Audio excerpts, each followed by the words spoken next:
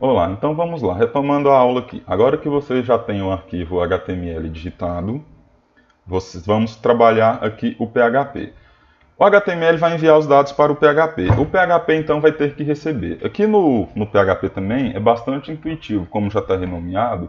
Se o de vocês não tiverem já entregando a sintaxe do PHP, você pode vir aqui em Syntax, em View, Syntax e colocar em PHP. Ele te ajuda na escrita do código e muda as cores para ficar mais intuitivo. Então aqui no Sublime, ao escrever PHP e pressionar Tab, ele também monta a estrutura mínima aqui do PHP, do código PHP, certo? Mas você vai falar, professor, está faltando, eu não entendi, porque você está mandando, o HTML está mandando para algum lugar, mas como eu mando exatamente para esse arquivo dados.php?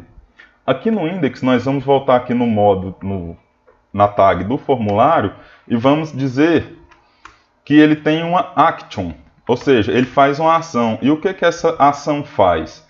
Vai lá para dados.php. Por que só dados.php? Lembra que lá na nossa estrutura de pastas, no nosso diretório, o nosso arquivo index estava no mesmo lugar que o nosso arquivo dados? Então pode ser assim.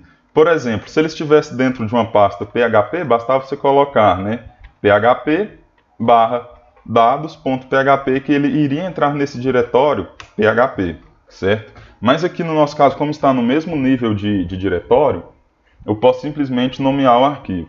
Você pode colocar aqui C dois pontos, barra barra, champ, htdocs e tal, mas isso não precisa, gente. Até porque quando você coloca a sua aplicação na web, os diretórios são diferentes, então nada ia funcionar. Então, assim, sempre use o caminho relativo. Se vocês ainda não viram caminhos relativos e caminho absoluto, pesquisa porque é importante, tá?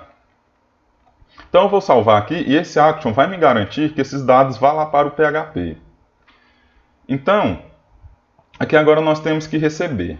Lembrando que nós estamos passando pelo método do get. Então, nós vamos definir aqui duas variáveis para pegar esses valores, né? Uma variável para pegar o valor apelido e uma variável para pegar o valor senha. Então, dólar apelido declara-se uma variável apelido, né? E dólar senha declara-se uma variável senha. Para ficar mais intuitivo, eu vou... Não, na verdade não precisa, talvez pode causar confundimento. Vamos fazer aqui na frente mesmo. Eu declarei apelido e apelido aqui ele pode receber um valor, como por exemplo, Paulo, certo? Vocês concordam, né?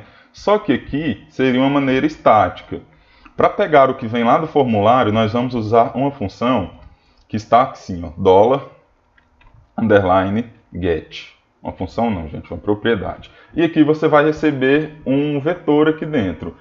E aqui é o que nós renomeamos lá no name do HTML. Então, a referência que vai passar para o PHP é isso daqui, ó, name, apelido. Então, aqui dentro dessas aspas aqui, vai entrar o apelido. É importante também, gente, é underline get, não esqueça do underline. Quando as pessoas começam, normalmente esquecem e ficam horas buscando o erro e não encontra, e é porque está faltando underline aqui. É $underline get. Certo? A senha aqui também é a mesma coisa, ela pode receber um valor, né? Aqui ela vai receber também o valor que vem lá pelo método get. Ele é pego assim, e aqui vamos receber a senha, certo? Aqui nós salvamos. Perceba que agora, como nós colocamos um action aqui para o PHP, quando eu enviar o formulário, ele automaticamente já vai passar para o dados.php. Deixa eu limpar essa URL aqui e abrir de novo. Tá? Vamos colocar aqui, ó, Paulo, e a senha 12345.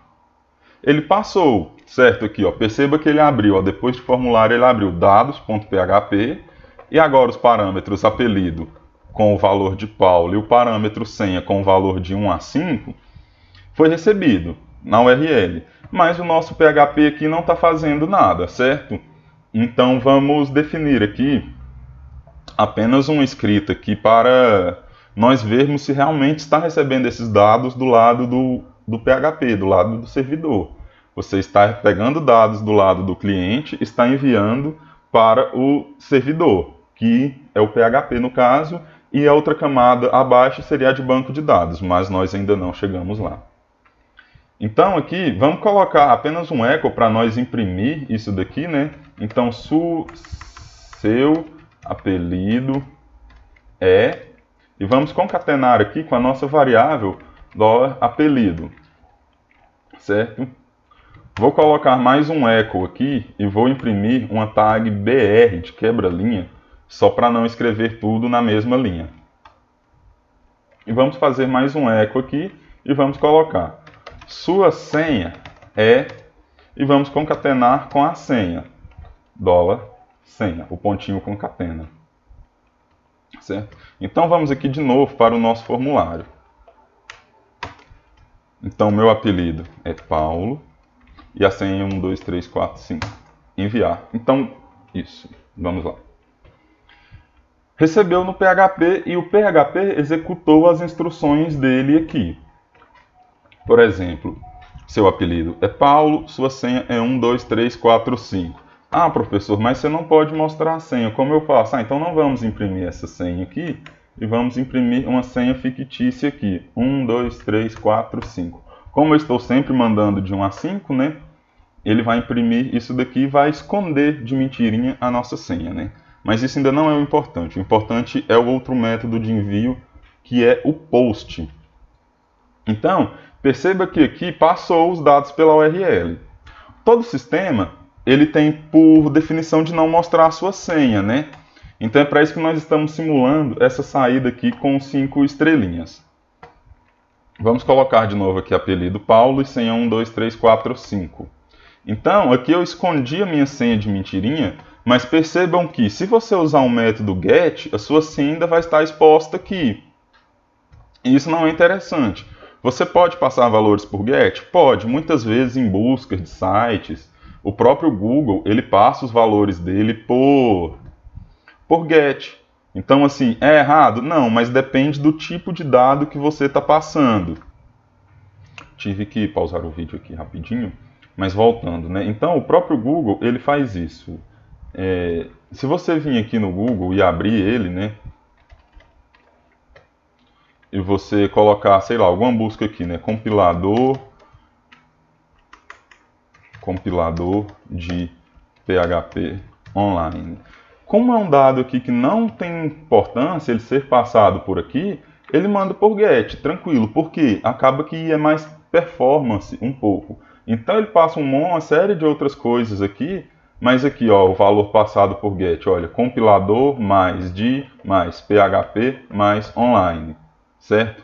Então o Google ele é um exemplo que usa get. Então, quando nós formos ver o post, não quer dizer que o post não deve ser usado. É que, por exemplo, para o envio de senha, não é o ideal. E também, o get ele tem um tamanho máximo de caracteres. Salvo engano, é 255 caracteres, tá? Até por isso o Google faz aquelas compilações ali para tentar fazer caber lá uma busca. Portanto, se você escrever um texto muito grande lá no Google e buscar, ele vai falar, olha, nós daqui para frente foi desconsiderado porque só pesquisamos tantos caracteres. Então, vamos voltar aqui para o formulário.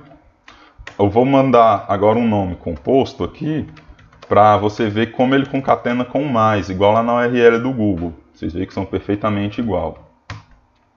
Certo? Aqui, ó, apelido igual a Paulo mais Henrique. Então, é assim que se passa dados pelo get.